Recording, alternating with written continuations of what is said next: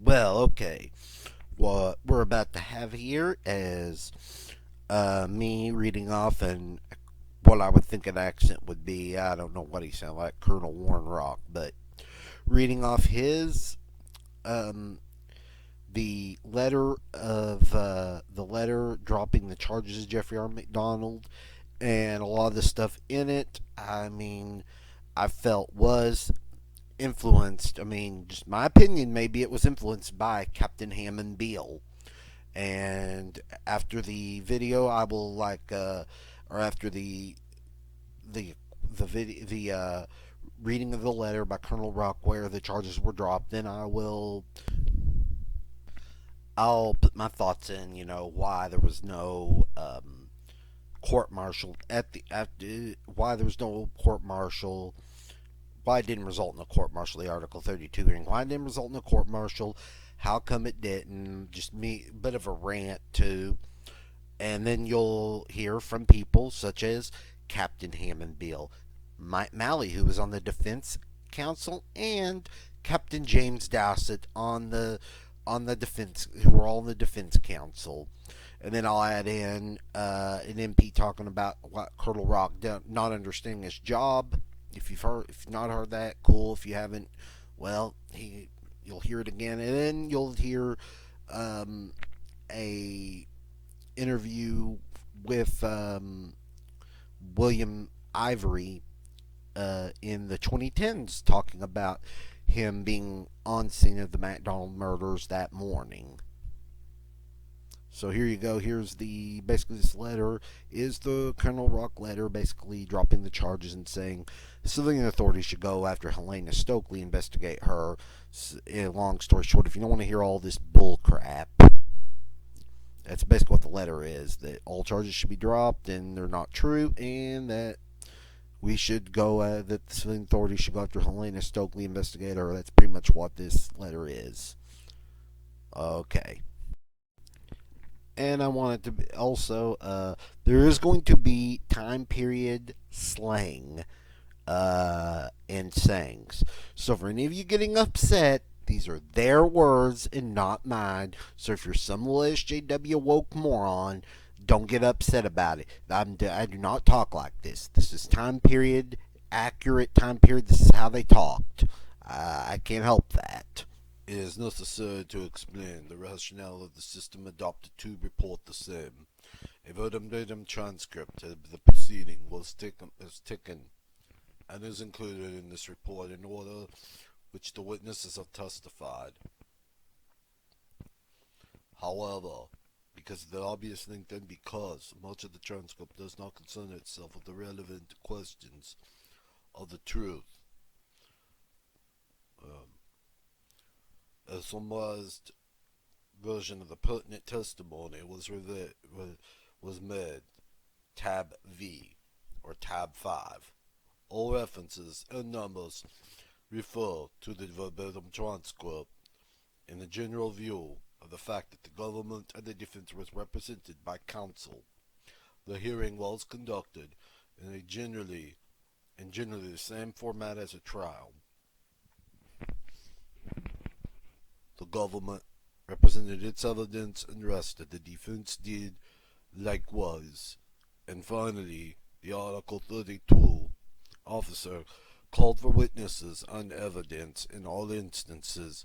Opposing counsel was given to the full right of the cross-examination. It is necessary to give considerable latitude to counsel and permit the introduction of the some hearsay style evidence for both sides. The legal advisor sat next to the investigating officer throughout the hearing, and his sole function was to assist him in making proper legal rulings on all questions that arose. When it came apparent that there would be a large number of exhibits by both sides, a system of numbering exhibits was established and as follows: as government exhibits G for and the defense A, and my exhibits are R. All other exhibits are numbered E. The sworn testimony of the witnesses. It was then necessary to devise a coding system to assist in understanding the results of the CID laboratory reports from Fort Gordon, Georgia. See Exhibit E59. Thereafter, the same symbols were transferred to the lab reports and placed to the left of the particular exhibit. It is important not to confuse Iola's exhibit with numbers G, A, R, and E with the exhibit number used by the lab. The meaning of the particular numbering and lettering system is explained in the prefix key Exhibit G27. Diagrams are provided of each room in the house G through G25, showing the approximate location of certain blood samples and the types of blood, which were, when identified. Expanded diagrams of the floors, walls, and ceiling are G37 through G96, show additional blood locations and in red ink. The location of identified and unidentified latent fingerprints and palm prints. For the purposes of this report, bedrooms are referred to by compass direction. East bedroom is the master bedroom, where Colette and the accused were found. The south bedroom is Kimberly's bedroom, where Kimberly MacDonald was found. And the north bedroom is the rear bedroom is Kristen's bedroom, where Kristen was found. Now, throughout the transcript, there have been references to blood types. It is important to remember that for all the types of blood family members, they had different blood types. As follows: is Colette A, the accused, type B; Kristen, the youngest daughter, type O; and Kimberly, the oldest daughter, is AB. When one reads the verbatim transcript, there are in many instances many pages devoted to seemingly important issue. Thereafter, the summarized testimony, there is no mention made. It is essential to understand that because of a bizarre nature of the case, the Article 32 investigators sometimes proceeded down blind alleys, resulting in answers which in the final analysis were neither relevant or necessary for his recommendation. Therefore, such areas of the inquiry are excluded from specialized treatment and in the end product. It is suggested that the reviewer read the verbatim transcripts of the testimony of the accused, pages M1 through M160, volume 13. The two psychiatrists, Dr. Sadoff, pages 1234 through 1269, volume 11. The LTC Bailey, pages 1557 through 1599, volume 15. Mr. Posey, pages 1297 through 1347, volume 12. And Mr. Ivory's statements, pages in reference to Helena Stokely, which are pages 1508 and 1556, volume 14. Chronologically, the hearing follows: May 15th, 1970, hearing held, delay granted until June 1st, 1970. Further delay is granted until July 6, 1970. The 6th of July to 24th of July, the hearing held, government completed case. Defense granted delay until the 10th of August. The 10th of August to the 15th of August, the hearing was held. From 15th of August to September 8th, 1970, a delay for imaging evaluation of the accused at Walter Reed General Hospital in Washington, D.C. The 8th to 11th of September, the hearing was held. 12th through the 12th of September through 13th of October 1970, a preparation of the report of the Article 32 proceedings. In the interest of military justice and discipline, it is recommended that, number 1, all charges against Captain Jeffrey R. MacDonald may be dismissed because the matter set forth in all charges and specifications are not true. There are no lesser charges or specifications are appropriate. And number two, that appropriate civilian authorities be requested to investigate the alibi of Helena Stokely of Fayetteville, North Carolina, and her activities and whereabouts on the early morning hours of the 17th of February 1970, based on the evidence presented during the hearing. The rationale for this is the recommendation is on two major lines of the inquiry. First, the analysis of sworn testimony, the accused, the evidence to support his version of events on the night of 16th or 17th of February. Secondly, an analysis of the government's evidence to refute his statements and testimony. A careful examination was made of the government's charges, its theory of how the crimes were committed, and enunciated in the closing argument. In summary of the accused, states that 4 or possibly more unidentified assailants attacked him when he awoke on the couch in the living room, apparent to the sounds of the screaming of his wife, cries for help from both Colette and his daughter Kimberly. During a short-lived struggle with the assailants, he received a number of blows, the most significant being a hit to the head and a hard punch and a knife wound to the chest. He apparently fell into the hallway and apparently was unconscious for a long period of time. Upon regaining consciousness, he attempted on several occasions to resuscitate the family members and then telephone for assistance. The following are a list of evidentiary factors to support the accused. The subject was subjected to 2 separate psychiatric evaluations.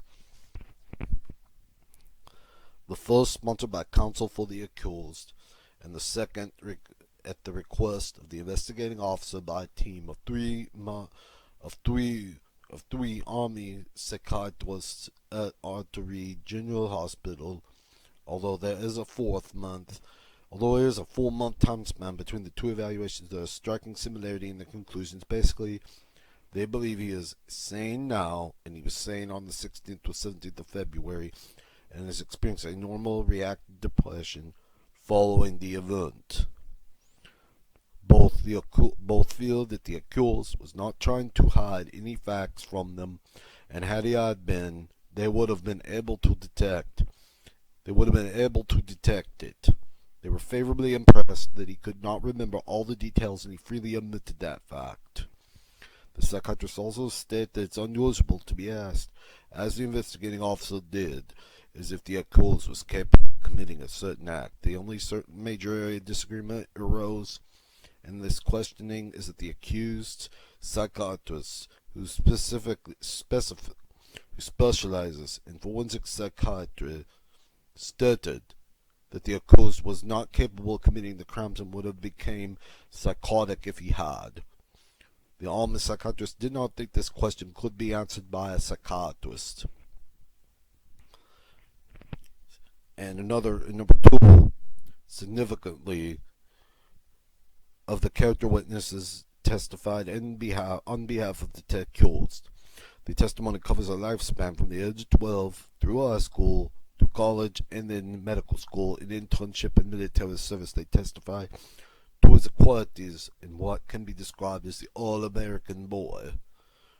In those instances, it was appropriate to comment upon his marital and family relationships in terms of a loving father and husband.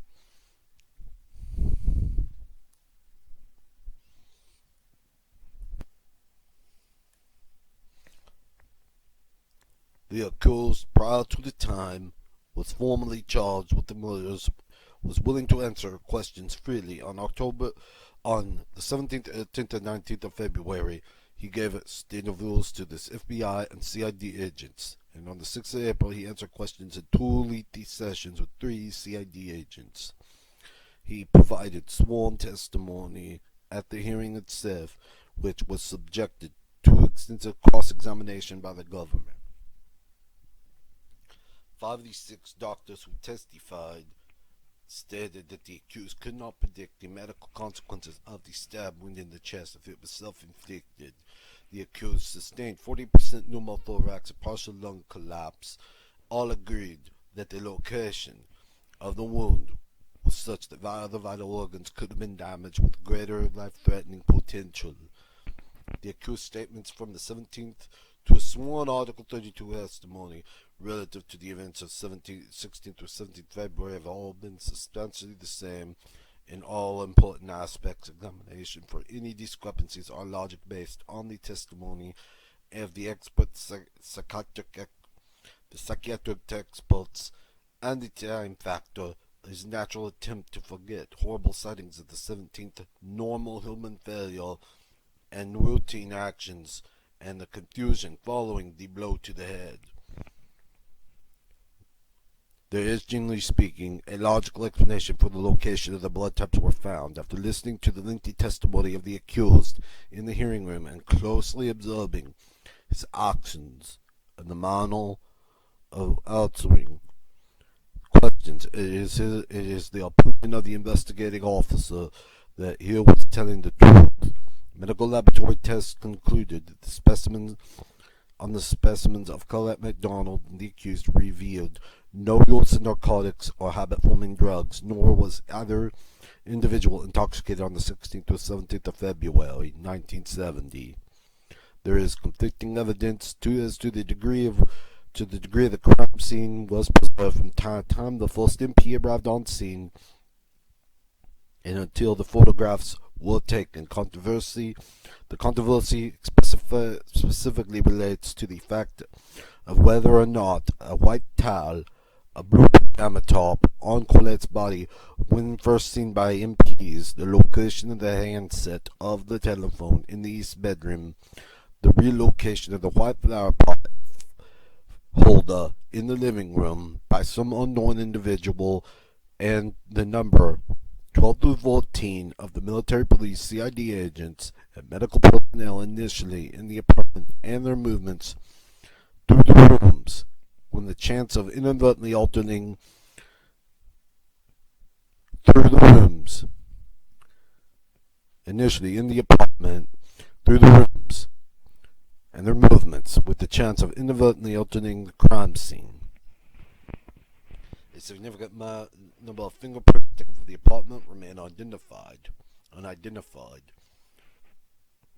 One of the four weapons the alleged to have been used in the commission of the crime, a stick and club, can be identified as coming from the accused residence.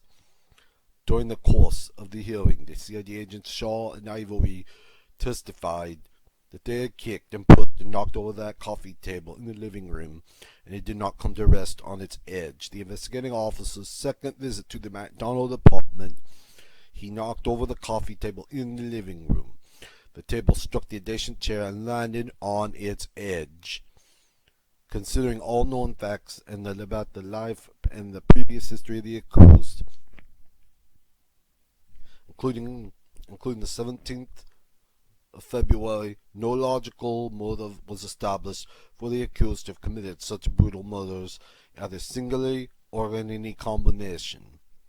Because of the manner in which the victims were murdered, it is reasonable to conclude that the crimes were committed by persons who were either insane or under the influence of narcotics. The accused testified treating the addicts in the nursing home, in the emergency room of Womack Army Hospital, and in two local civilian hospitals. Witnesses testified that the unit chaplain said at the drug lecture that the doctor-patient conversation is not privileged. Following this lecture, there was a noticeable drop in the number of soldiers seeking appointments with the accused in his capacity as a medical drug counselor, and he was reportedly considered a fink. A flower jewelry box located on Colette's dresser in the east bedroom had reddish-brown stains and one latent fingerprint and one latent palm print, both identified. Apparently, two of the several rings requested by the accused have not been located, and it is possible that the assailant searched this box for valuables. Wax from a multicolored candle not from the accused residence was found on the bedspread and in a chair in the south bedroom, and also at a coffee table in the living room. This wax could be from a candle not used by a female. This wax could be used from a candle used by the female assailant. The autopsy on the body of Colette MacDonald shows blonde hair was found in her right hand. Major General, the pathologist who conducted the autopsy, testified that the hair was 4 to 5 inches in length. To date, this hair has not been identified. One witness, William Ivory, observed a girl Stokely coming out of her home and a car with at least 2 males during the early morning hours of 345 hours to 430 hours on the 17th of February in the Hammond section of Fayetteville, North Carolina. He described her as a hippie type who frequently wore similar attire to that of the accused description of the female assailant. The girl told Posey she was stoned and had no alibi for her whereabouts that night. She was subsequently identified by CID agent William Ivory, and he obtained the same information. Posey was a reluctant witness on August 13th, although he never previously provided this information to police authorities for fearing that his possible consequences from the members of the hippie community. The government's theory of evidence of the accused his wife had an argument in the east bedroom concerning the baby at Kristen's wetting the bed. The argument escalated into a fight. Colette had stabbed him. He obtained a club and beat her. With each stroke, became angry and lost control in a blind, fantastic, mindless rage.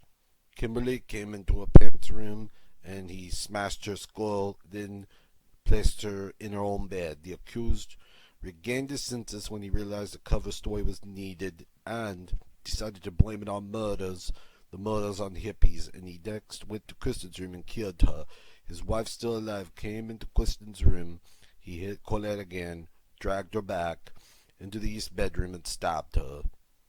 He returned to Kristen's room, turned her over and stabbed her some more, and finally accused hit and stabbed himself with it and then telephoned for assistance.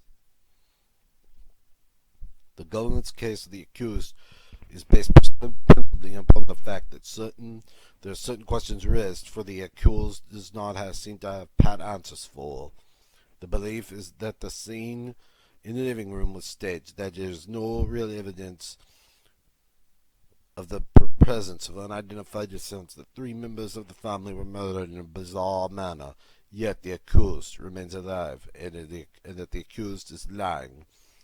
The following evidentiary factors by the government with my analysis in parentheses. CID agent Ivory testified that Colette's body was removed.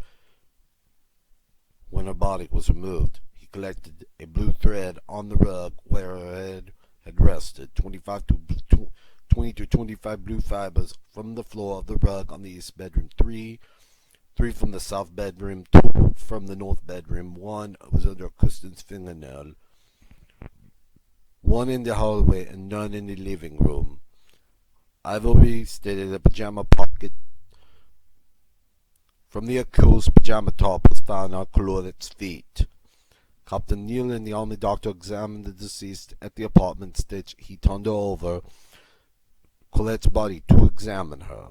CID agent Ivan Schultz stated he did not move the body. The government believes that the blue fibers came from the pajama top of the accused, and that the government contends also that the absence of fibers in the living room, where the accused states the short struggle occurred, and the profusion of fibers in the east bedroom, where the government thinks the husband-wife struggle occurred, indicates that no struggle occurred in the living room, and that the scene was staged by the accused. The accused stated that during the struggle with the assailants, his pajama top in some unknown manner got twisted around his wrists.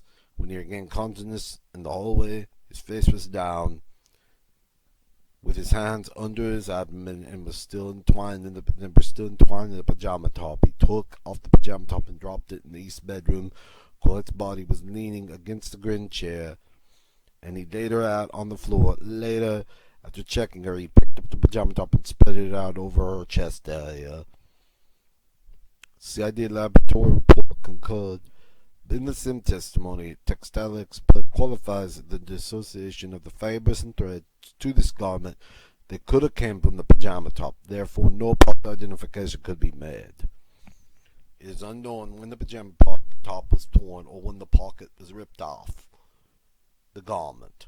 It seems that more logical for this action to have occurred in the couch area of the living room where the garment was wrapped around the accused's arms. The fibers may have been in some manner remained with the garment until it was dropped in the east bedroom, where, when it was opened up to be spread across the chest of Colette, the accused states he used telephones in the east bedroom and the kitchen, and also pulled a knife from Colette's chest, discarded it in the bedroom. Witnesses described how one MP picked up a telephone in the east bedroom and using 3 fingers. The CID fingerprint technician testified that when there were no fingerprints on these objects, but smudges on the knife and the telephone in the east bedroom. The government contends that it is strange that the kitchen telephone and the knife are devoid of fingerprints, and theorize that the accused may have been wearing gloves. It seems logical the fingerprints would be on one of these 3 items. However, since only smudginess appears on the telephone used by the MP indicates that the prints are not necessarily left on the object when used. In addition, the accused thinks he washed his hands in the kitchen, and this could have occurred prior to the use of the telephone in that room, thus further reducing the possibility of points on the instrument. 4 pieces of evidence suspected to be from a surgical surgeon's gloves and bearing blood were found on the east bedroom. One was a 3/4 of a finger. 3/4 of a finger was in the bedding on the floor of the foot of the bed. The accused states that one or more used surgical gloves. 4 pieces of evidence were suspected to be from surgical gloves, one and bearing blood, were found on the east bedroom. 3/4 of a finger was found in the bedding of the floor at the foot of the bed.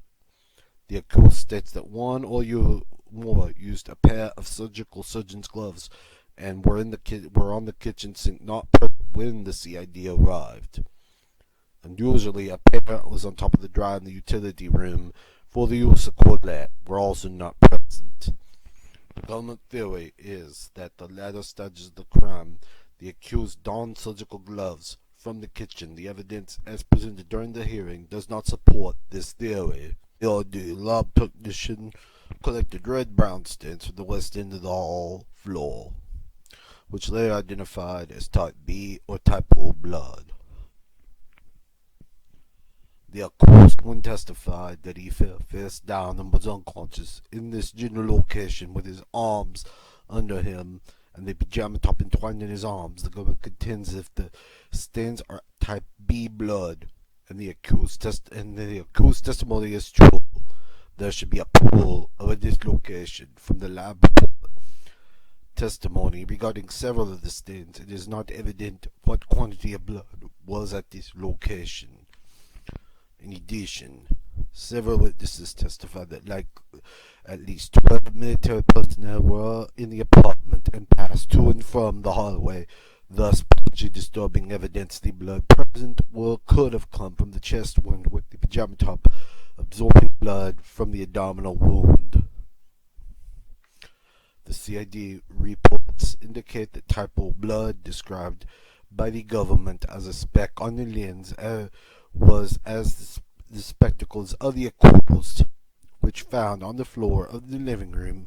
Also, type AB blood on the top edge of an ice-coil magazine, which located under the edge of the turntable in the living room. The government contends that the accused wore spectacles while committing the crimes. Considering the amount of blood evidence in the killings of the two girls, it is quite plausible to consider that some of it contaminated the clothing of the assailants and the weapons and was subsequently transferred to the two above mentioned objects.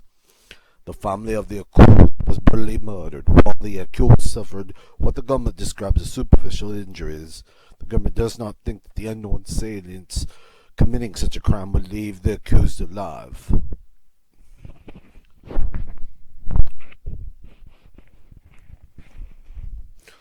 Although this evidence, in a true sense of the word, it is a factor to consider.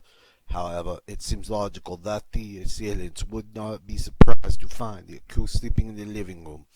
The accused testified that they hit him with a club and repeatedly with a sharp instrument in the dark, and in the absence of an inspection of the accused's body, they could have assumed the assailant that the assault was effective on him as the other family members. When the accused fell in the hallway, the assailants by this time were probably anxious to leave the premises and departed in haste. Although not specifically stated by the government in the closing argument of the hearing, there is an implied lack of real evidence of the presence of the assailants from the outside of the MacDonald household. Evidence and or unanswered questions leading to a possible conclusion that the assailants were present as described by the accused follows. Numerous unidentified fingerprints on the premises, wax from an unknown candle, apparently not from the MacDonald household. An identified blonde hair in the right hand of Colette, red-brown stains on the interior of a jewelry box in the east bedroom, an identified finger and palm print, and no evidence other than the two knives and ice pick apparently used in the murders came from the apartment. Rationale for the recommendation number 2 is based on the testimony presented by the hearing by civilian witness Posey, which he never previously presented to a civilian police or military investigative authorities. There was a remarkable similarity of part of his testimony to the testimony by the accused and other evidence. As a result of this information, the investigating officer requested that the government attempt to get a civilian witness, female witness, Stokely, whom Posey had seen during the early morning hours of 17 February to appear as a witness at this hearing. CID agent Ivory testified that he subsequently interviewed her twice, that she had no alibi for that morning because she had been on marijuana and she declined to testify. It seems appropriate to pursue this line of inquiry further and to provide to the testimony of Posey and Ivory to appropriate civilian authorities with this request that they determine that if Stokely and or her companions on that evening can be placed at the crime scene. Lieutenant Joseph Polk, First Lieutenant Joseph Polk, MP duty officer, on the 17th of February testified on that night at question. His desk sergeant received a telephone call. Polk was summoned by him, and in response to his statement that there was trouble at 544 Castle Drive, and he and his partner proceeded there. Upon checking the front door, he discovered that it was locked, so he sent the MPs around back, and as Polk started towards the vehicle, one of the MPs shouted, "They are around here." Polk entered the east bedroom and discovered, in addition to MPs Michael Trevere, Colette MacDonald lying on her back and apparently dead, the accused lying beside his wife, Micah assisting the accused. Polk observed that the accused had some symptoms of shock and his speech was rather incoherent. In Polk's opinion, the accused expressed more concern about the condition of his wife and children, and that he had than he did about his own condition. The accused asked about the condition of his children and once stated, "Oh, Jesus Christ, look at my wife."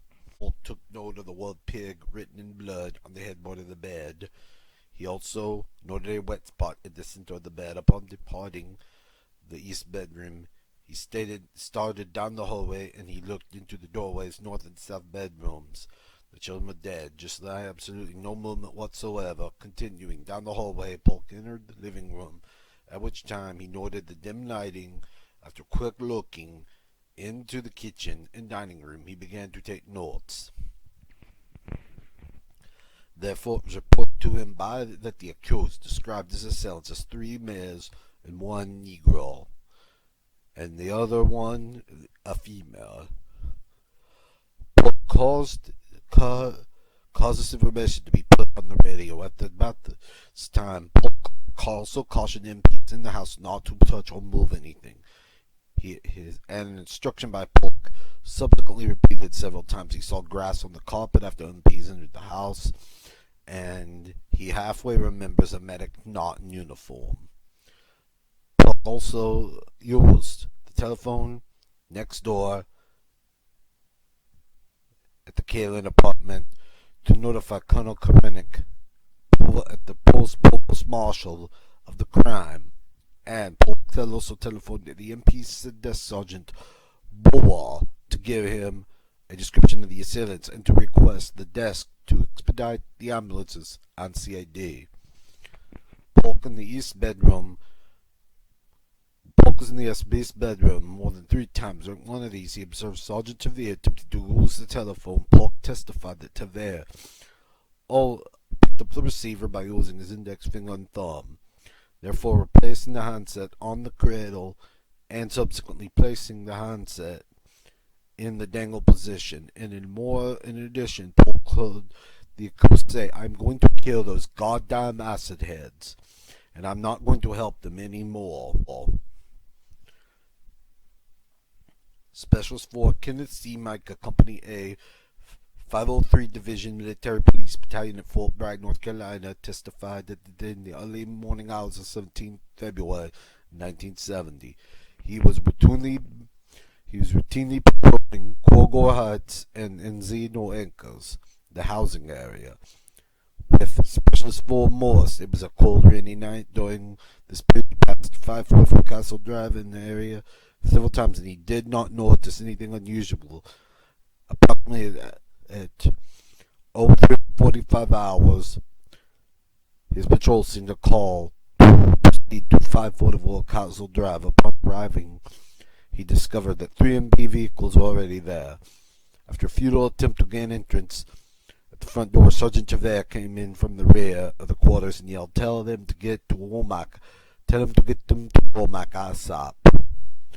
When Tavere and Micah entered the east bedroom through the rear door, Micah stated he observed Colette lying on her back and the accused lying on his stomach on top of Colette's left shoulder. Micah testified he observed Colette's midriff and a portion of her left breast. She was not covered by the pajama top or white towel. Micah turned to the accused over and he said, "Check my kids, how are my kids?" Mike immediately ran down the hallway, glancing in at both children's rooms, and observed the children with a flashlight. Both children appeared dead. At the end of the hallway, Micah briefly glanced in the living room and dining room area. Among things he noticed was the overturned coffee table resting on its edge. After returning to the accused's bedroom, Micah remained with him until the medics arrived. During this period, Micah administered mouth-to-mouth resuscitation at least 3 times because the accused was lose consciousness. At times, the accused's teeth were chattering.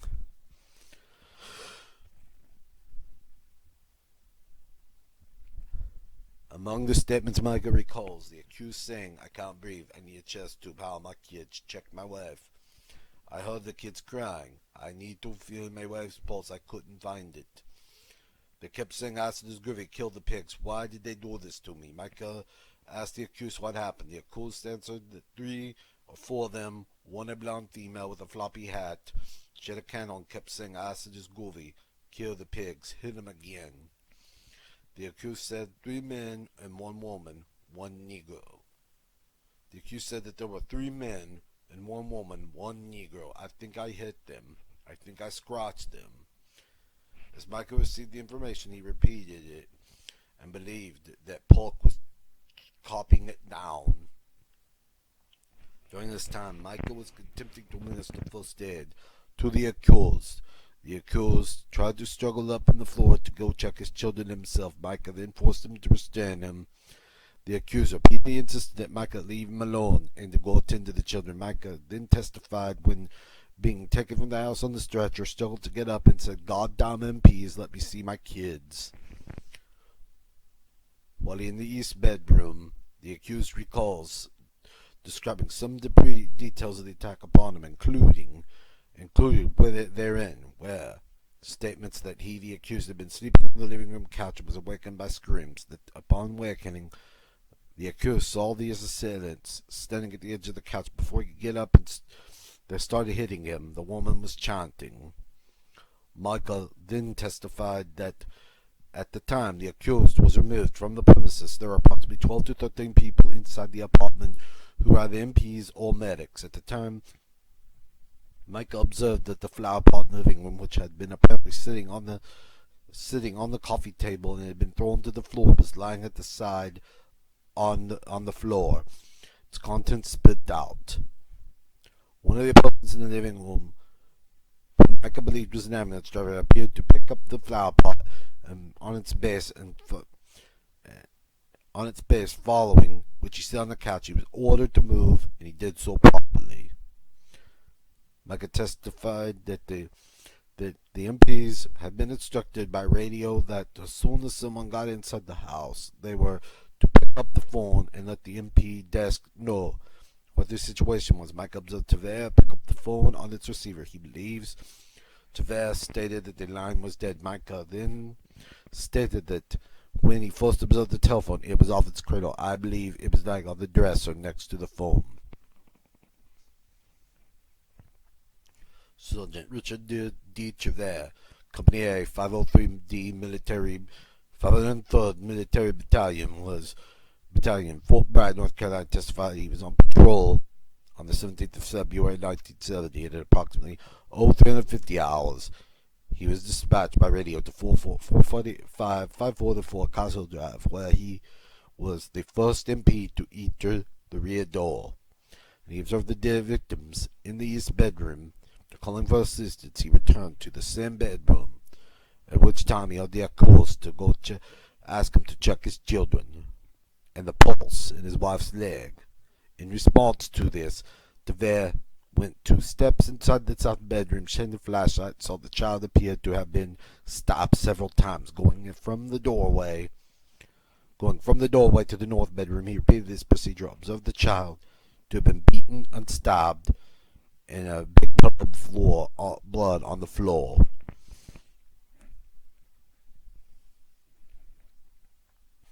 Upon returning to the east bedroom, Polk, the improved duty officer, asked Douthat how bad the children were. Douthat responded, they appeared to be bad.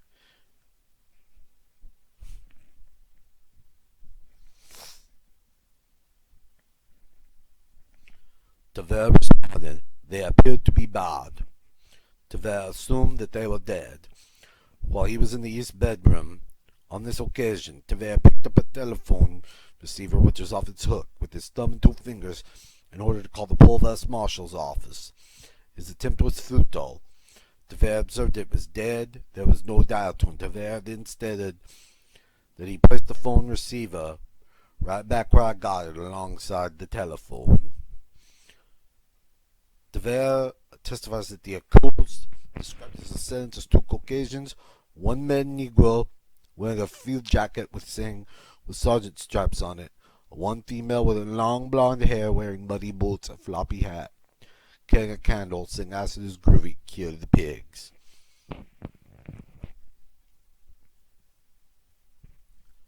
When he first observed Colette, Douthat said that he noticed her left breast in midsection, does not recall seeing a blue pajama top, accused, or the white towel on her body.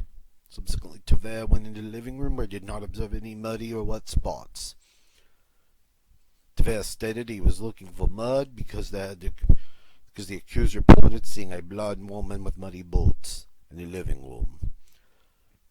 Douthat noticed a flower pot lying on its side on the floor. In the kitchen which was lighted, he saw a telephone receiver dangling on the floor. Douthat agreed that there was a total about a dozen MPs, CID, or medics in the apartment during the 15-minute period where he was there. Sergeant Robert J. Duffy at Company A, 503rd Military Police Battalion, Fort Bragg, North Carolina, testified as a result of the radio call he proceeded to 544 Castle Drive where he noticed two vehicles had already arrived. Duffy entered through the utility room, pushed past Micah, who was standing in the doorway in the east bedroom. Duffy stated he observed Colette lying on her back, and the accused lying parallel to her side with his arms across her chest and his head on her shoulder. He observed a white towel over Colette's body, but does not remember seeing any mud, water, or debris in the east bedroom, despite the fact that it was brightly lighted.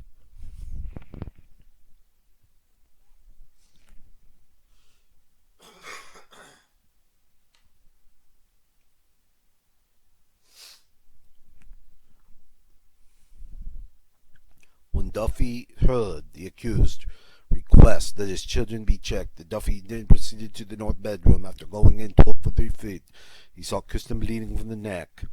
Simultaneously, Duffy observed Dickerson going towards the south bedroom. As Duffy entered the north bedroom, Dickerson stated there was a baby at Kimberly that seemed to be dead in the south bedroom. Duffy ran out of that house through the utility room to call for medical assistance at 0430 hours.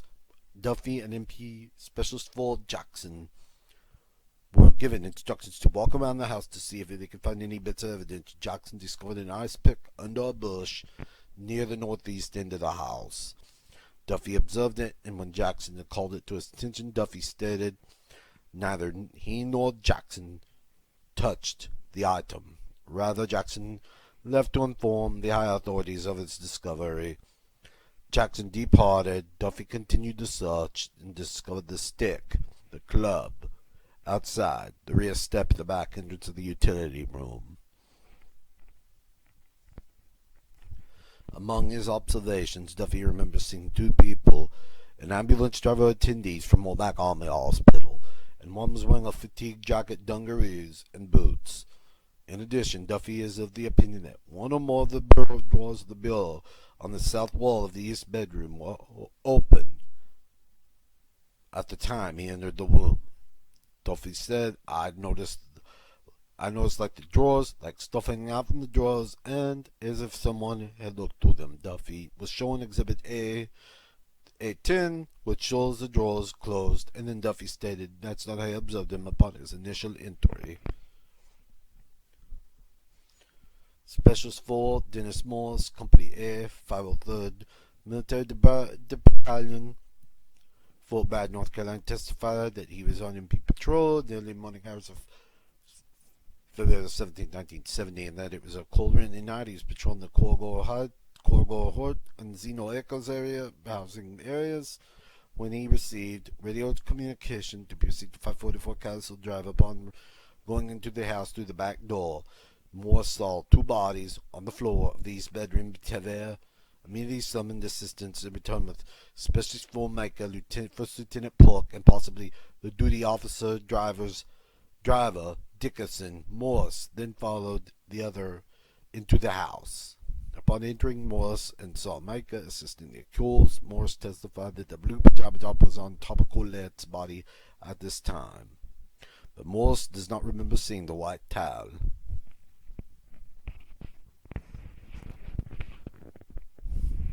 He then proceeded down the hallway, but remembered at the top of the steps, he testified that Exhibit A9 represented what he saw in this particular photo.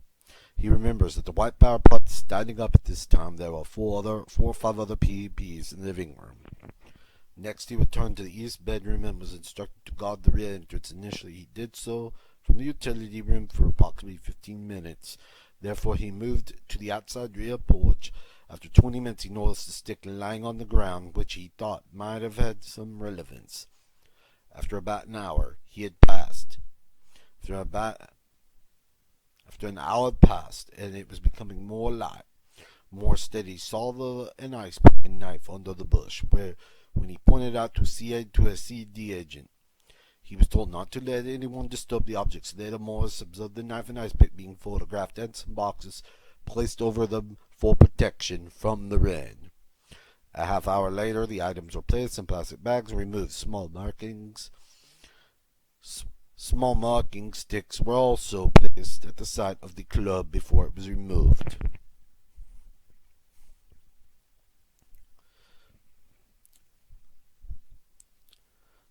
Chief Warrant Officer Donald L. Kalin, 573rd Personal Service Company at Fort Bragg, North Carolina, testified that on the 17th of February 1970, he and his family resided at 542 Castle Drive, in which the adjoining apartment to the accused, after the accused and his family moved into the apartment in August or September 1969. Kalin had the occasion to visit the accused home about 4 times socially, and the accused visited their home on one time. From August or September 1969, when the MacDonald moved into 544 Castle Drive, until February 1970. Kalin never saw the parents argue. In fact, they apparently had a good relationship. Kalin never observed the accused attempt to harm his children. The accused told Kalin he was purchasing a pony for his children to surprise him at Christmas. On February 7, 1970, Kalin went to bed at 2200 or 2230 hours. Kalin's bedroom is over the living room of the MacDonald's. However, he also heard upstairs.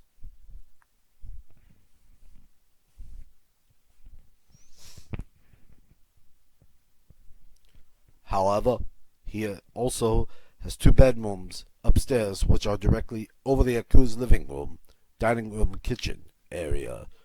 Kalin also heard no unusual noises when he was awakened on the 17th of February by MPs banging on the accused's front door.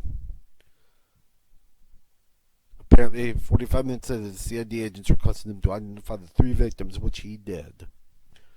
Captain William P. Neal of Womack Army Hospital, Fort Bragg, North Carolina, testified that he is the physician and was the personal officer of the day at Womack Army Hospital, and on the night of 16 through 17, 1970. He received a call to go to 544 Castle Drive to pronounce the bodies dead. Neal was at home from approximately 0445 hours to 0520 hours on the 17th of February. When he arrived, he was met by the front door and requested not to disturb any evidence. Therefore, he was escorted through the house by a CID agent. Before entering each bedroom, Neal requested to wait before checking vital signs until a photographer finished taking photos. Neal visited the north bedroom, Kristen's bedroom. Instead, in Exhibit A11 represents the scene as he saw it, and he pronounced her dead from stab wounds. Next, Neal went to the east bedroom, Colette, the master bedroom, and he stated A1 represents someone he saw at the scene as he saw it.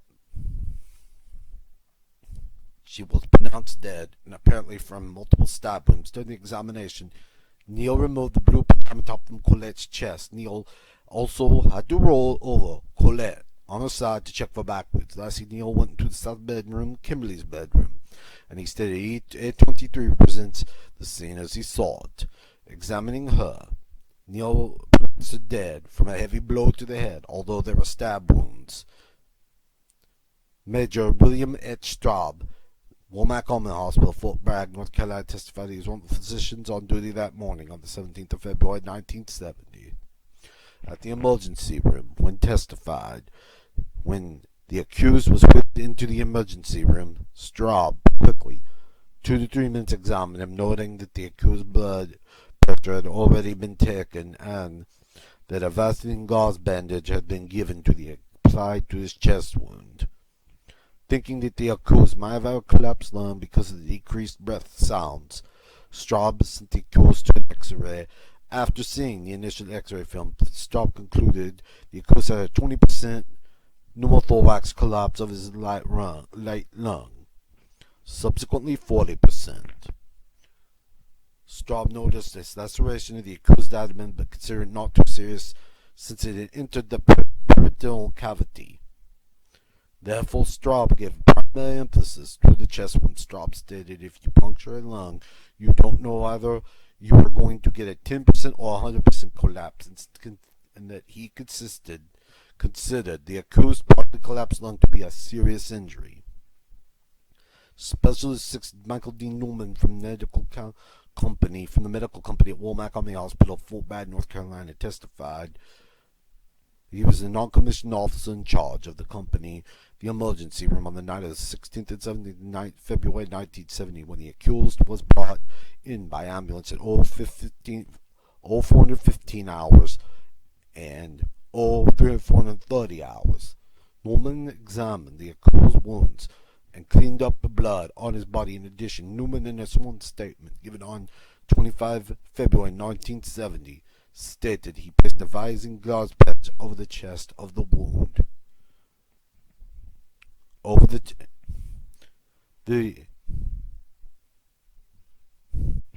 He placed a vising gauze pad on the chest wound.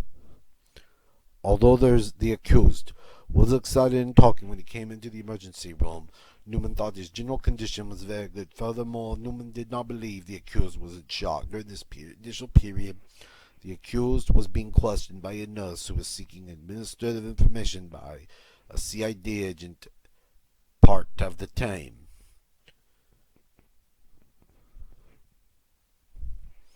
The accused was being questioned by a nurse seeking administrative information and by a CID agent part of the time. The accused asked about his wife and children and described to Newman what he remembered of the attack on him. The accused gave him a description of the assailants, in which he said they were 4 persons, 2 of whom were men Negroes.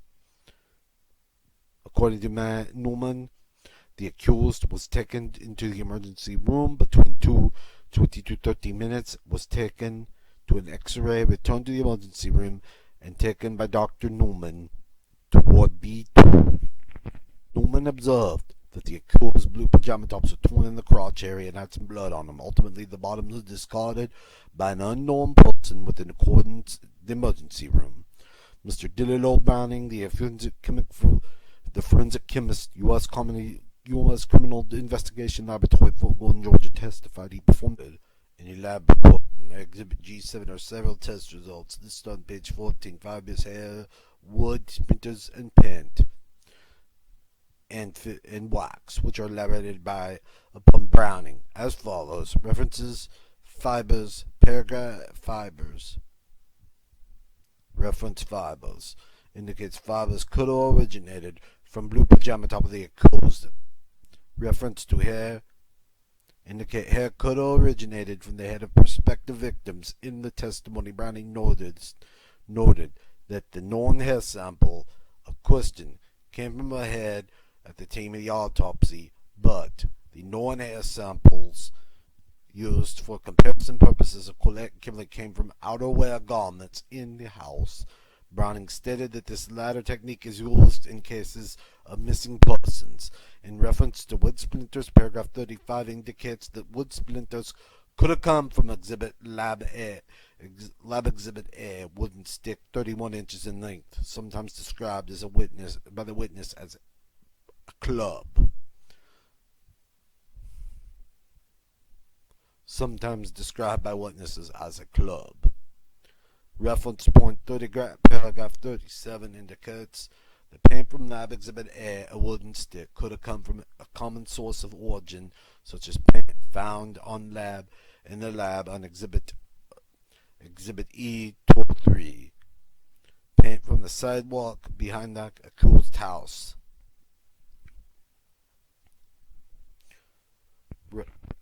Reference wax. Paragraph 38 indicates that wax is found on the bedspread and chair in the south bedroom, on the coffee table in the living room, were different in chemical composition to the from candles found in the MacDonald home. Browning testified that he had received 6 additional candles from the MacDonald house. One, multicolored, as of yet, had none of the chemical analysis. No lab report had been received of these samples at the time of the hearing closed. Kaylin, 544 Castle Drive, Fort Bragg, North Carolina, testified that she is a student and daughter of Chief Warrant Officer Donald Kaylin, who testified earlier. Her bedroom is located directly over the bedroom of the MacDonald living room. She was asleep at the time of the 16th or 17th of 1970. Prior to the 17th of February, she often babysitted for the MacDonalds. She considered the MacDonald children to be normal and were not abused by the parents, whom she believed were a normal, happily married couple. When in the bedroom, she could hear conversations being carried out in a normal tone in the living room below. She had been awakened on other occasions when the MacDonalds had company. On the night of the 16th of February, she went to bed around 22:30 hours, and she was later awakened by what she believes was Captain MacDonald, and it was either he was laughing, sobbing, or crying. She agreed that with the defense description of the intensity or sound level had to be somewhere between a scream and a normal conversation. She stated that no evidence of a scuffle of furniture being moved. She stated she had no evidence of a scuffle, furniture being moved, or screaming.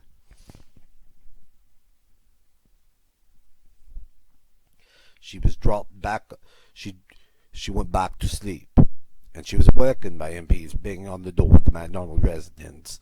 Specialist Ford Craig S. Chamberlain, the U.S. Criminal Investigation Laboratory at Fort Worth, Georgia, testified he had worked at the lab as a chemist, and specifically was one of the chemists who worked on the bloodstains of the MacDonald case. In addition, he was a member of the lab team sent to Fort Gordon to Fort Bragg to assist in the collection of evidence. That this lasted approximately 5 days, beginning at noon on the 17th of February, 1970.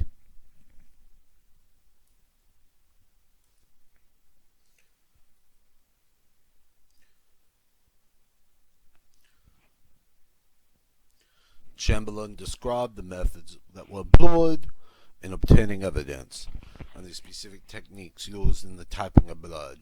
He stated that the blood tests were conducted to determine if the sampler would, if the blood was human blood. He typed the human blood. 2 different experiments, cross absorption and elation, were used in determining the blood types.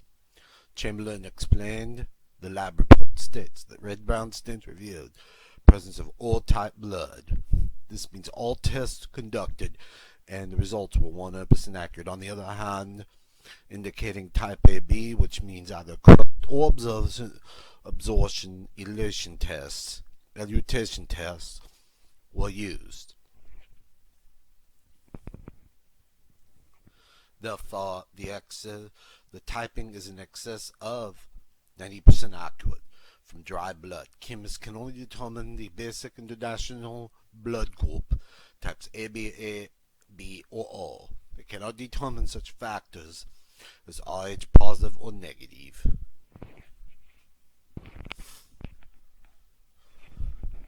In addition, to make his testimony more meaningful, Chamberlain provided copies of his working diagrams showing the blood, the floor plans, and various rooms of 544 Castle Drive. On the diagrams, he indicates where the blood was found and the blood types when identified.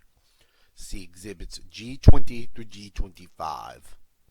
His explanation of the top sheet from the north bedroom reveals that most of the blood was type A. When shown a photo of the white talon collet, Chamberlain circled the photo of 2 locations of AB blood.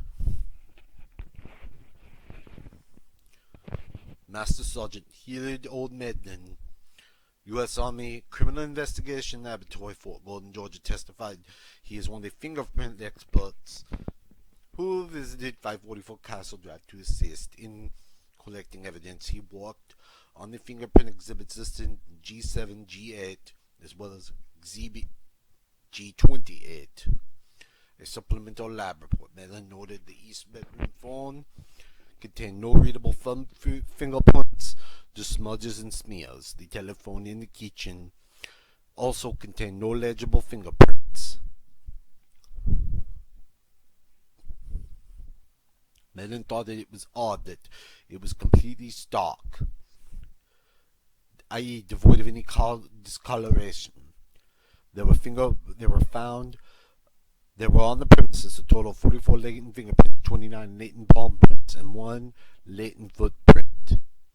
On these fingerprints, 21 fingerprints, 6 palm prints, and a footprint were all identified belonging to either Captain or Mrs. MacDonald.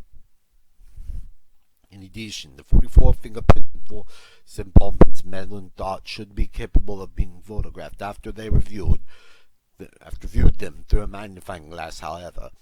Apparently because of difficulties in the photography process, they were not useful, and some of these prints were again photographed and readable for comparison with purposes with record prints. Dr. Major E. Gamble, Womack Army Hospital, testified that he's the physician who performed the autopsy on Colette MacDonald on 17 February. Supervised the autopsies performed by Dr. Hancock on Kristen and Kimberly. During the autopsy on Colette, Gamble supervised taking of a number of photographs. Gamble identified the final autopsy report on Colette, and it was marked as Exhibit A25.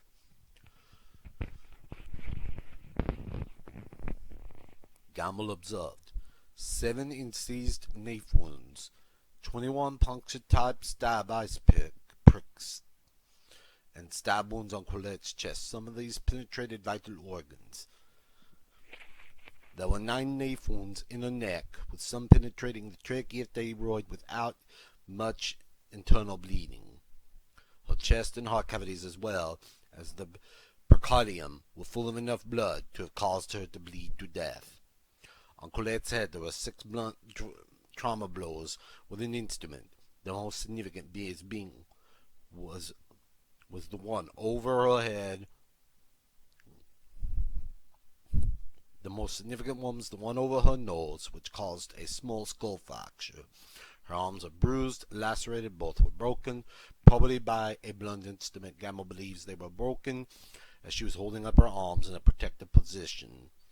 Gamble feels that the stab wounds on her chest were fairly perpendicular to the body. He also testified that as a result of the toxicology workup on Colette, no drugs, no narcotics, any type of drugs were found in the body. Some hairs per the autopsy report were 4 to 5 in length and were entwined in the right hand. Colette was 4 to 5 months pregnant at the time of her death. Captain William F. Hancock at Womack Army Hospital, Fort Bragg, North Carolina, testified he performed the autopsies on the bodies of Kimberly Kristen MacDonald on the 17th of February under the supervision of Gamble.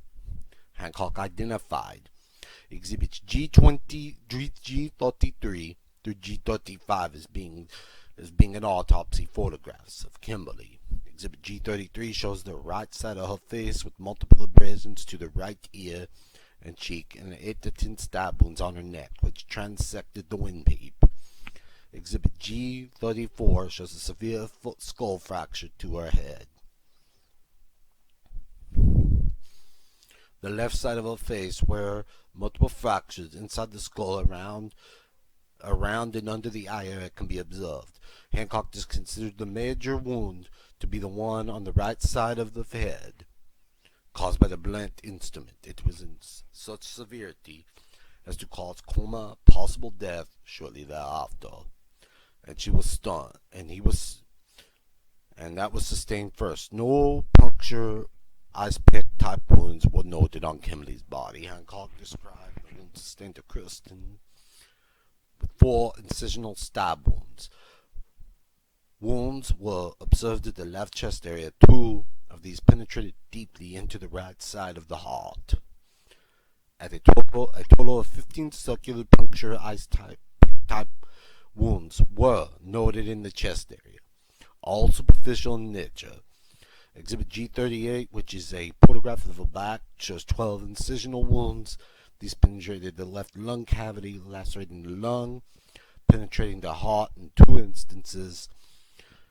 G36 shows several incisional wounds to her right hand. However, Hancock testified there were also incisional wounds on her left hand. The wounds sustained to Kristin's heart from the rear were sufficient enough to cause bleeding to death. The knife wounds at the right or left angles of her body, Hancock noted no broken bones or blood trauma on Kristin. Major Severed Ed Jacobson, Womack Army Hospital, North Carolina, testified he was duty on Womack on that night, 16th-17th February. He was attending surgeon. Jacobson and Straub both saw the accused lying in the emergency room. Jacobson described all the accused wounds superficial except the chest wound, which upon the x-ray showed a 20% pneumothorax. The accused was not suffering from shock and did not recall the events that occurred at his home.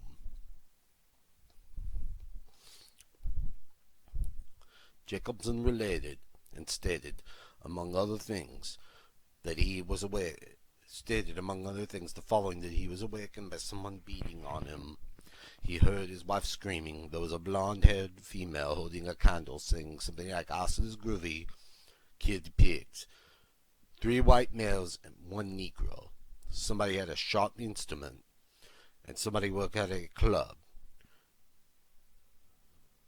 And he heard his wife saying to the effect, "Why are they doing this to me?" That he exclaimed that his children and his wife looked bad. He said, "Be sure to tell the MPs and CID I pulled the knife out of her chest." He mentioned something about an individual named Badger. He had seen a physician pertinent to the drug abuse multiple times, and he asked why his wife and children are not there and have not been brought to the hospital. When asked if he had been unconscious, the accused could not remember. Jacobson saw no evidence of neurological abnormalities. Said the accused's medical condition was excited, coherent, and alert. His vital signs were stable, and in Jacobson's opinion, the accused's medical condition was good to fair. After the conclusion with Dr. Jimmer later in the morning, on February 17th, it was decided to insert a chest tube into the accused's chest, and he had a 40% pneumothorax.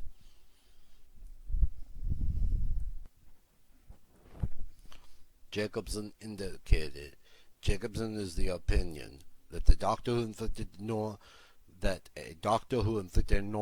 pneumothorax in this nature would not know how the final medical consequences would be.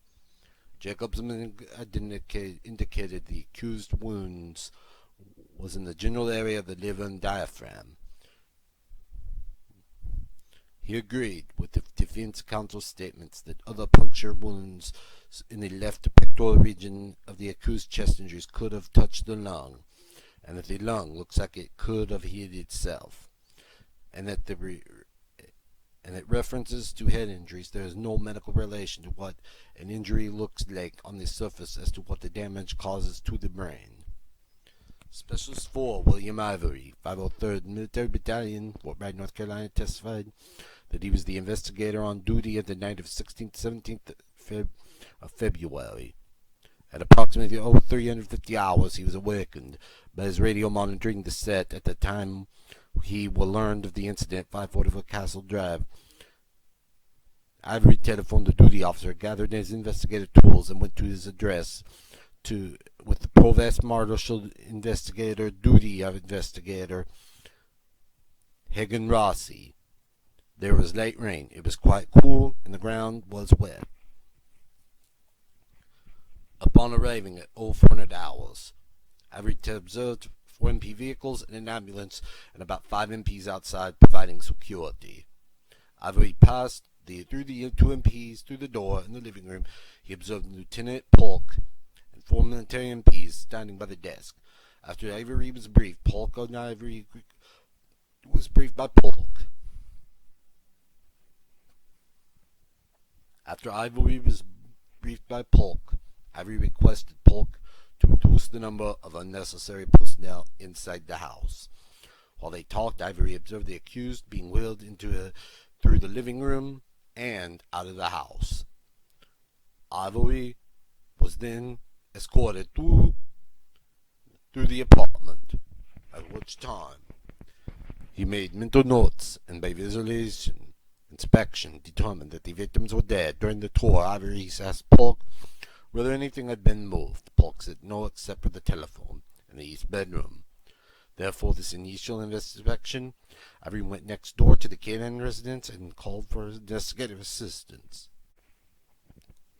While there, Ivory requested Kalin to identify the deceased, which he, Kalin, did. Thereafter, Ivory continued to make additional observations until the photographer arrived. Under Ivory's supervision, the entire house was photographed. Upon his arrival at 544 Castle Drive, Exhibit A24 is a photo body outline of Colette MacDonald. After her body was removed, at Exhibit A12 depicts the general position of Kristen's body following the examination by Dr. Neal.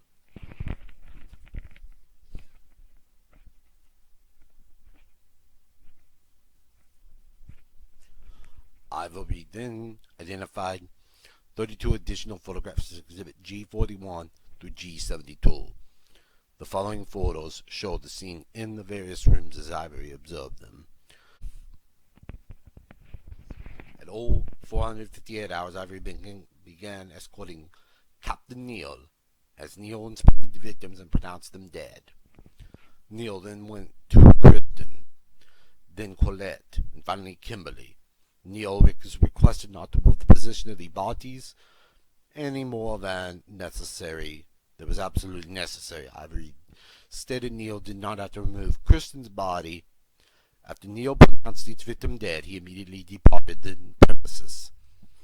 Ivory returned to the east bedroom and a careful removal of the white towel and the blue pajama top from the body of Colette. These items were placed in plastic evidence bags. Also collected was the pocket to the blue pajama top, which was lying at Colette's foot. After these items of evidence were collected, he supervised the ambulance attendants as they removed all the bodies from the premises. When Colette's body was removed, Ivory looked at the portion of the rug where her head had rested and saw a thread, which he collected as evidence. In addition, Ivory collected 20 to 25 other threads of fibers from the floor and the mat of the carpet in the east bedroom. During the periods 17 through 21 of February 1970, the Fort Gordon lab technicians were collecting evidence. Ivory testified he was present. Ivory took note of the blood stain found on top of the edge of the Esquire magazine, which was resting underneath the overturned coffee table. Ivory stated there were no blue fibers found in the living room. However, one thread was found in the hallway. 3 blue fibers in the south bedroom and 2 fibers in the north bedroom, one found under Kristen's fingernail.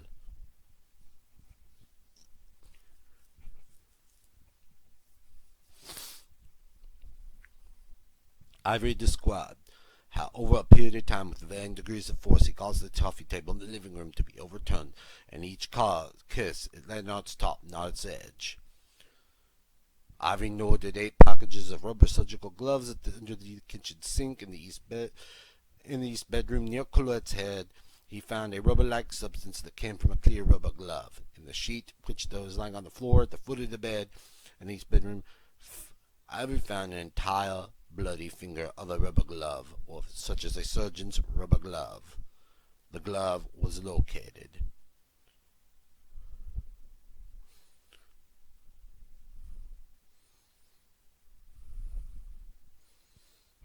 Ivory stated that Dr. Neal did not move Colette's body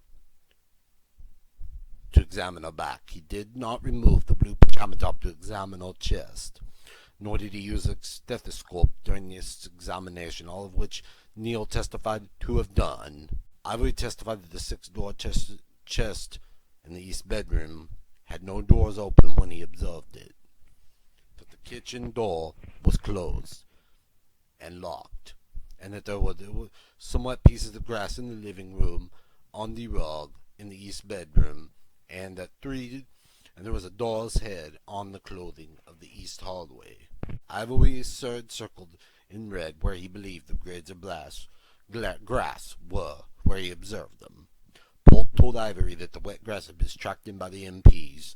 Mr. Robert H. Cavery, Special Agent for the Federal Bureau of Investigation in Fayetteville, North Carolina, testified that he interviewed the accused at Womack Army Hospital on the 16th, 17th, and 18th of February. With him on all three occasions was CID agents Hodges, Cavery took handwritten notes and asked most of the questions. Later were transcribed, and Cavery identified exhibits G76, G77, and G78 as being product of the three interviews. The first interview lasted 1,424 hours to 1,610 hours on February 17th. The accused stated he was under sedation. However, he agreed to the interview and appeared to Cavery to be alert and responsive. Although the accused did appear to be emotionally upset and unable to give a coherent narrative at 1 hour interviewed on the 18th, the accused was coherent and stated that he was not under sedation. On the 19th, the interview lasted 45 minutes. At the time, the accused was very alert and coherent. Warrant Officer Robert B. Shaw of the Criminal Investigation Division testified upon his responded to Ivory's request to investigate the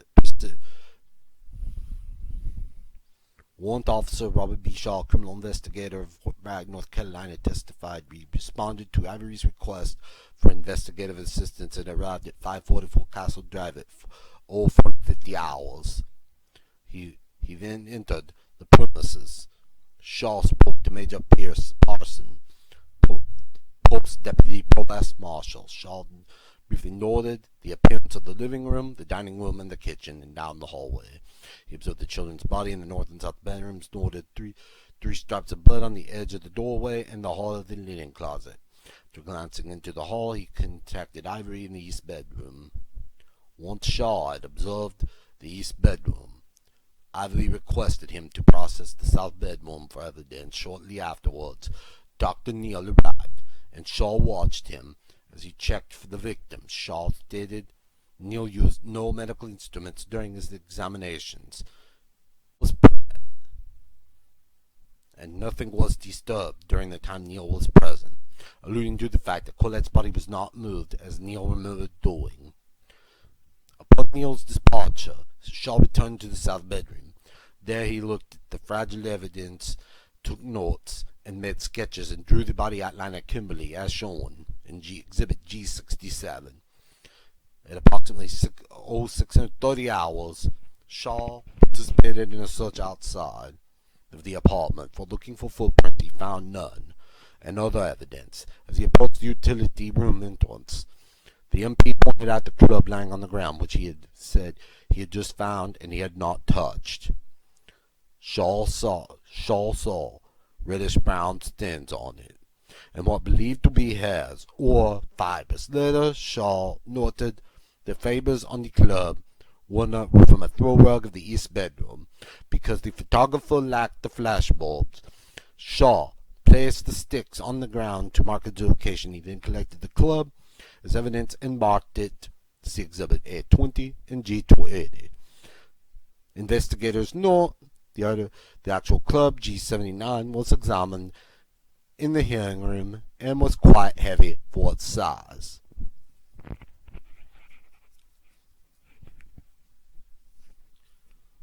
Upon continuing the search, Shaw's flashlight beam and the MP's statement caused Shaw to spot an ice pick and paring knife, both bearing red-brown stains, under a bush in the northeast corner of the house. Since photos could not be taken immediately, Shaw covered the two items with boxes.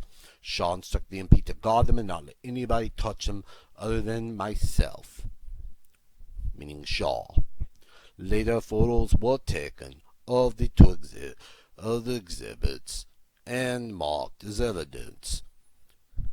Shaw identified exhibits G81 and G22 as photos of the scene and identified exhibit G82 as the knife and exhibit G83 as the ice pick. At approximately 0800 hours, Shaw assisted Ivory in collecting a white towel and blue pajama top from Colette's body as evidence. Shaw held in the plastic bag. Saw a small penknife knife with a bent blade was found in the east bedroom and was introduced into evidence. Shaw saw reddish-brown stains on it the morning of the 17th February. During the considerable discussion between the opposing counsel, it was agreed that the front cover of the March 1970 issue of the Esquire magazine found in the living room underneath the coffee table, which can be seen in Exhibit GA65. Shaw testified that had noted 10 streaks of reddish-brown liquid scattered about the ceiling and the light in the east bedroom.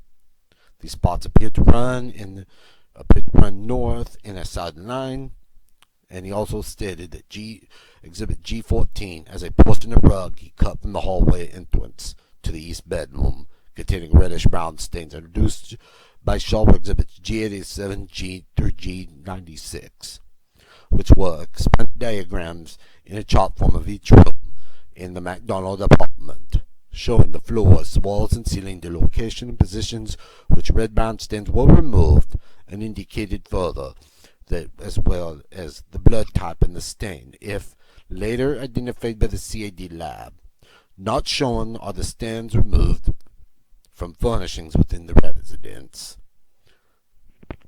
Shaw identified a piece of wood, Exhibit G86, he found outside the storage shed used by the MacDonalds. He stated that these paints on Exhibit G86 were in the club. Exhibit G79 appeared to be visually similar, of the same color. In addition, the paint is such a configuration of design that they appear to have similarities. Following the visual comparison of the two, the lab report indicates that the paint could have the same origin.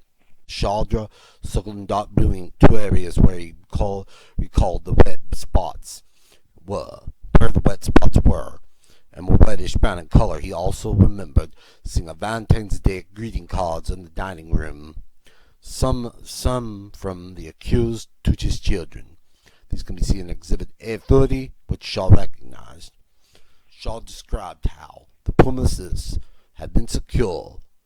Subsequent to the initial arrival of the CAD, he also stated that the light outside the kitchen door was on when he first went into the rear of the house. He also noted that the lock on the outside utility door functioned properly.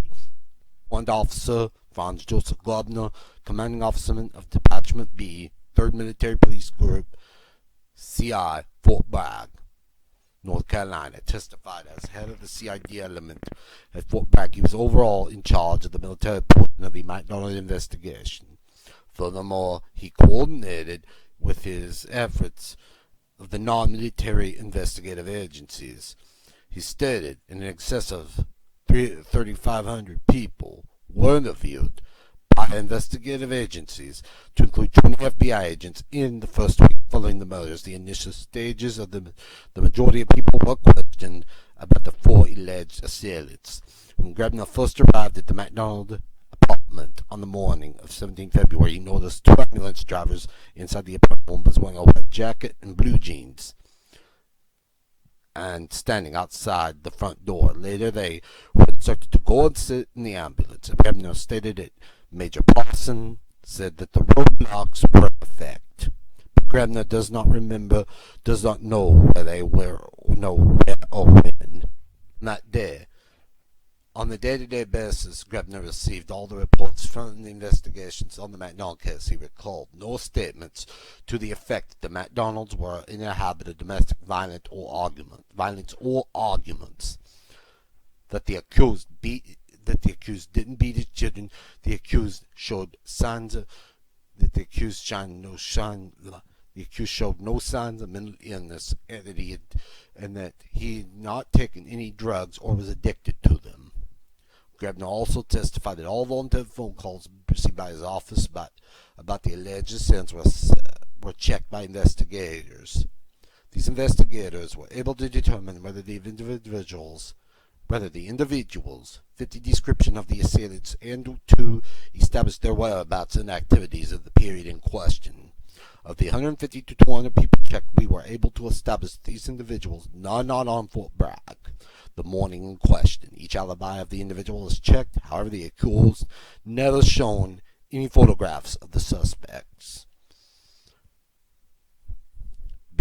Chief Warrant Officer Benny Hawkins of the Military Police Battalion, Fort Bragg, North Carolina, testified he is a CID agent who traveled to Suffolk County, New York in May 1970 to interview a colored male, Joseph Lee, approximately 5'9" in height, 170 pounds in weight, black hair, brown eyes.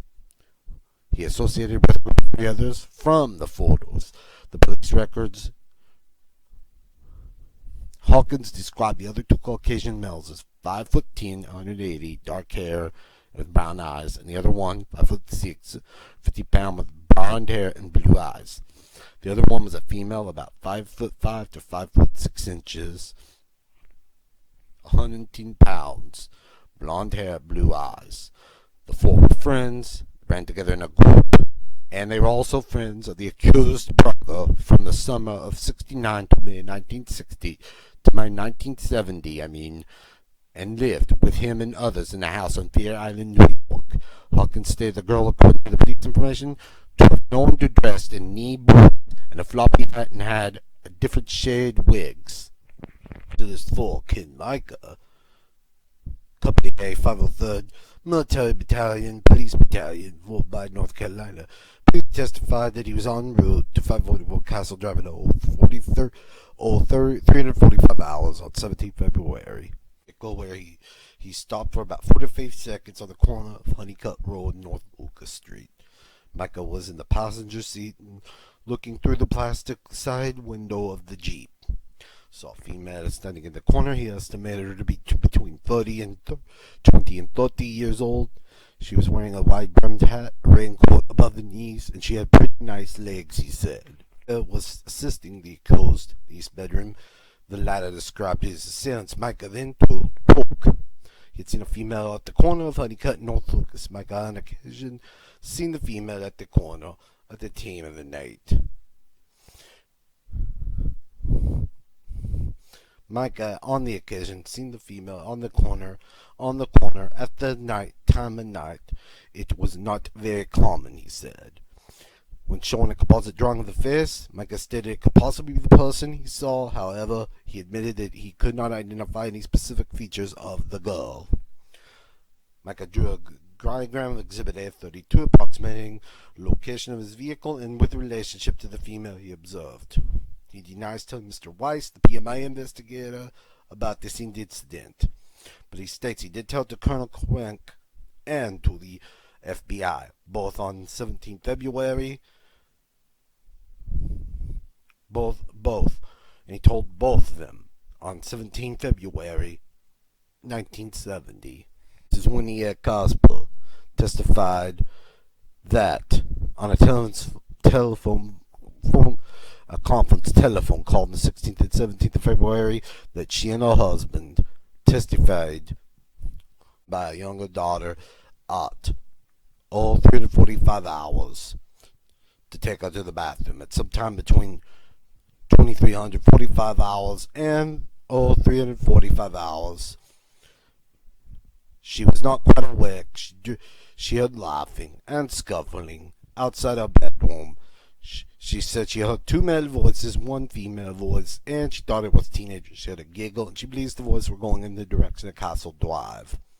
When her husband came home for supper on the 17th of February, he asked if something woke him up last night. He said, yes, it did. And he said, it was laughing, sounds like the kids next door. And I said, yes.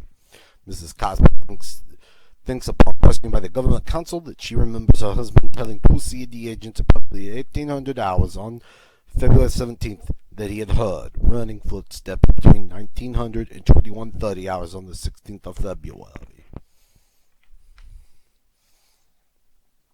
Captain James Williams, the Special Forces Group on Fort Bragg, North Carolina testified that he is the officer who is of Operations Training Center with the surgeon's office. Williams worked with the accused from December 69 to February 1970 as a medical drug counselor. A medical drug abuse counselor, the accused would walk to the soldiers who requested counseling in mid-January, a lecture conducted for all the group personnel on the subject of drug abuse. During the chaplain's part of the lecture, he said he was the only person who had privileged conversation, and at a court martial, if a doctor is called to testify that he, the doctor, would not be able to shelter an individual. Following the lecture, Williams testified that many young soldiers said, "Assume that's true," and Williams said yes. Williams stated that following week there was a noticeable drop in the number of soldiers requesting medical drug counseling. Later, Williams was told by some of these enlisted medics that they believed their men were being turned into the CID for being on drugs, and that the accused had a reputation of being a fink. When Williams related this information to the accused, he laughed. Professor William G. Wolfgang of Philadelphia College of Textiles in Philadelphia, Pennsylvania, testified by a conference telephone call that he is a member of the faculty with previous duty being a director of textile apparel research, and he had the opportunity to examine the testimony of the witness Browning and the forensic chemist from the CID lab, as well as the CID lab reports, as relative to the thread and yarns and fibers. Working stated that nor will probably compare fibers of a mixed variety, cotton, polyester, for example. The chemist needs at least a gram of the material for yarns. He needs a piece of at least a yard long in textile identification. We can actually say a lot more about where these things didn't come from than what they did. Also identifying fibers, he said, you could say it could have come from a particular source, but you cannot say with any degree of certainty that it did come from it. Chemist Browning was the same identification technology could have reference in fibers in paragraph 26 of Exhibit G7, pages 1154 to 1176. Elizabeth and Krista of Fort Bragg, North Carolina, testified that she had met Colette while they were both attending a night course in child psychology at North Carolina State University. A friendship developed between both of them. They were both pregnant and they drove from class together. Krista claimed that Colette had great respect for her husband, that Colette's pregnancy was not planned, and she seemed to be relaxed and calm. On the evening of the 16th of February, in that class, Colette raised the question of what to do with their youngest child coming to bed with them at night. The professor suggested returning the child to her own bed. After reassuring her, Colette indicated she was satisfied with the advice. Chester of Pinehurst, North Carolina, testified by conference call and then on February 1970, she and her husband lived near the MacDonalds, adjacent from the apartment of Mrs. Jan Snyder. On the 17th of February, Mrs. Chester and her husband, Captain Chester, returned home from lunch and conversed with Mrs. Snyder. Mrs. Snyder told them that she had been awakened sometime after 300 hours because their daughter was crying, that she had a car running outside. She looked out the window and saw a girl with long blonde hair running from the direction of the MacDonald house, and that this girl got into a red, maroon-colored convertible that pulled away. Approximately 2 weeks later, the Chesters relayed this information to the FBI agents who came to their apartment. Mr. John W. Chester of Pinehurst, North Carolina, testified that on February 1970 he was an Army captain at 306 at Castle Drive. He was an Army captain living near the apartment of MacDonald's. And Mrs. Snyder, on the 17th of February,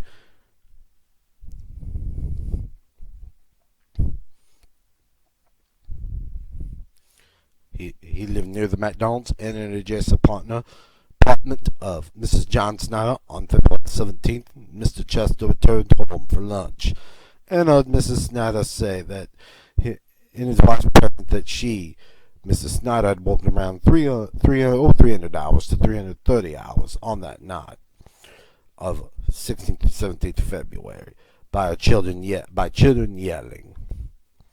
She had a commotion outside in front of her apartment, and that she looked outside the window, saw a woman with long hair getting some in an automobile and drive away. And Mrs. Chester was present for the entire conversation of the subject. The information. Mr. Chester also testified he was present when Mrs. Snyder related the same information. On the 21st of February, approximately 0800 hours, Mr. Chester was in bed, was awakened by the sound of Mrs. Snyder banging on the wall of their separate apartments. He asked her through a wall what was wrong, and she stated there might be someone out front with a gun. Mr. Chester went to the front bedroom, looked out, saw a late model light-colored sedan with two individuals in it. The driver had a high-powered rifle with a telescope sight, which was pointed out at the second-story level of the apartment building. He then went to get a shotgun.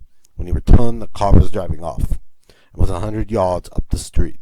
Immediately, Mrs. Snyder came over to the Chester apartment, and together they telephonically reported the incident to the MPs. Mr. Chester identified the driver of the car as was a man who did appear to be looking through the sights of the rifle. He could not observe the other individual in the car.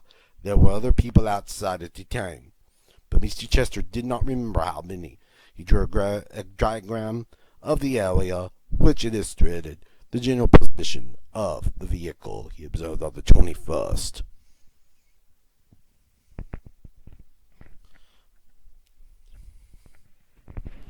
We also heard from Dr. Robert L. Sadoff of the Benjamin Fox Pavilion, Jenkintown, Pennsylvania. He testified as a civilian psychiatrist with a specialty in forensic psychiatry. He examined the accused on the 21st of April 1970 and engaged in a clinical psychology with Dr. James Mark, and could conclude their psychological testing, which the results used by Sadoff. He learned the goal of psychiatry examination was to determine whether Captain MacDonald possessed the type of mental state that would likely result in the kind of tragedy of killing that occurred in his family. His specific goal was to search evidence for the types of mental state and would be conductive or would allow for this type of behavior. That if he had found that the accused had a sufficient psychiatric problem, emotional disability, then I would have told them, the counsel for the accused. And Sadoff's conclusion he did not possess the type of personality of emotional configuration that would be capable of this type of killing of his wife and children. With the result of behavior that I saw in him on the 21st of April, Sadoff questioned him about that, and perhaps he wasn't clear or could remember, but he was not defensive about it, except the idea that he could not remember some things, or things were very hazy. Said it is rare, and I'm asked to see a person to find out whether or not they possess the mental capacity sufficient to be able or capable of such violence. When asked, could the accused kill his wife Colette if Colette first killed the children, he said, I don't think it's a great likelihood. And later said it's highly unlikely, and the most extremely unlikely from my examination. Woolsey testified that during January to February 1970, he lived in the Hammond section of Fayetteville, and in the apartment across the driveway described three hippie-type girls. One of them named Helen, later identified as Helena Stokely. Woolsey described Helena as having brunette hair. She wore a white hat and had a stringy blonde wig. Stated that the three girls lived there approximately 3 months. And he'd see Helen a couple times a day during this period. The girls had up to 30 people living or visiting, to include soldiers and one Negro.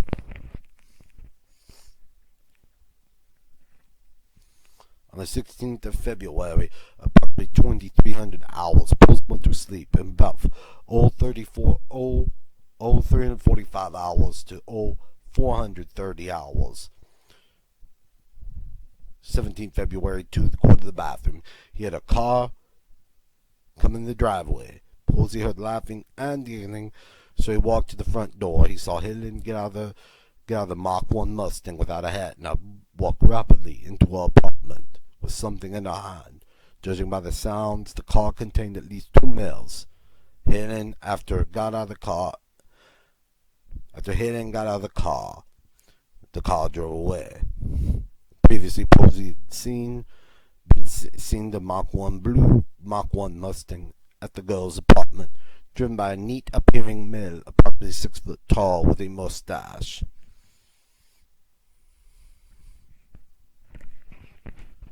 Posey awakened his wife to show her that the other 2 girls in the apartment were painting the walls and the floor at the unusual time of the morning. Approximately a week or 2 later, Posey had the occasion to talk to Paul Bowman, a friend of both Posey and the girls.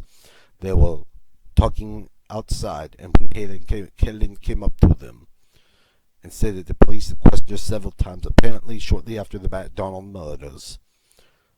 She said she had been stoned on mescaline, and she was only recalled riding around that evening. She said she threw away her boots, which had a broken heel. She also said she threw away her hat, but saw the blonde wig. Bowman said Helen needed an alibi. When Posey told them, "I can be your alibi because I saw her that morning," Helen kind of backed off. Posey testified that he saw Helen on the day of the MacDonald funeral services, wearing a black dress, black shoes, and a veil, and had a wreath underneath the door. Request of counsel.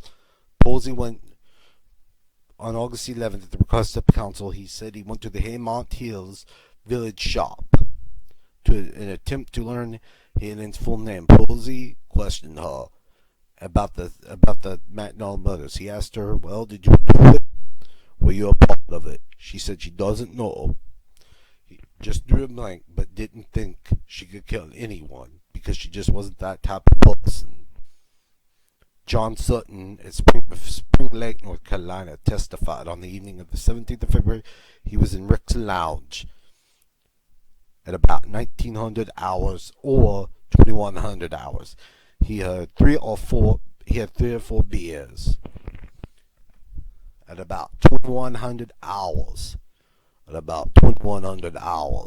the end, far away of the street entrance, he looked at the door and saw a girl come in with a lit candle, wearing a floppy hat.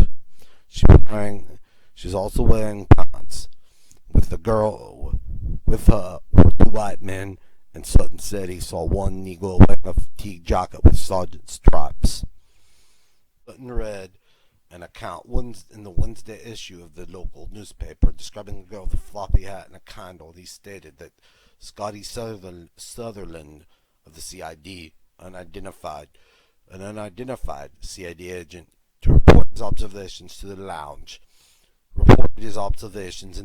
Approximately a week later, Sutton contacted the FBI, and they stated they had the information. Dahl of Fort Bragg, North Carolina, testified she was the wife of Chief Warrant Officer Dahl. In the summer of 1969, Mr. Dahl stationed in Vietnam, and Mrs. Dahl resided in Fayetteville. She took in a female boarder. 2 of the boarder's male companion soldiers were thought by Mrs. Dahl to be involved in drug trafficking. She stated that they threatened her and her 2 children, Chris and Kim, and they took their car for their own use. Mrs. Dahl reported this incident to the North Carolina State Bureau of Investigation.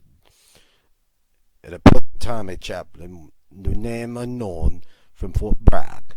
She wrote her husband in Vietnam, and he returned on emergency leave and remained on reassignment to local courts at Fort Bragg. Chief Warrant Officer Roy Dahl, Headquarters Company 6 Special Forces Group, Fort Bragg, North Carolina, testified that he is the husband of Mrs. Dahl. In August 1969, he received a letter from his wife stating that 2 men had taken her car and threatened to kill her and her children. Dahl immediately came home. he located one of the two men, Randall. Randall Foster. Foster was a soldier terminee from Special Forces training, awaiting reassignment orders. Foster blamed the other individual, Tom McCormick, for everything, but did sign a note in the presence of the commanding officer for $620 for damages to the Daw car. Foster then departed for Vietnam.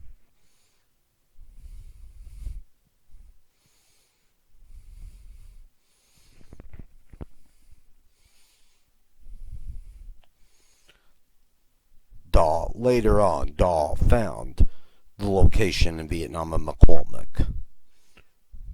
Daw heard of the murders and noted the similarity between the children's name to that of the MacDonald children. He decided to call the CID. He then reported the incidents of the previous summer. Again, in the interest of military justice and discipline, it is recommended that all charges and specifications against Captain Jeffrey R. MacDonald be dismissed because the matters set forth in all charges and specifications are not true. There is no lesser charges or specifications which are appropriate. That appropriate civilian authorities be requested to investigate the alibi of Helena Stokely on Fayetteville, North Carolina, reference her activities and whereabouts during the early morning hours of 17 February 1970 based on all evidence presented during the hearing.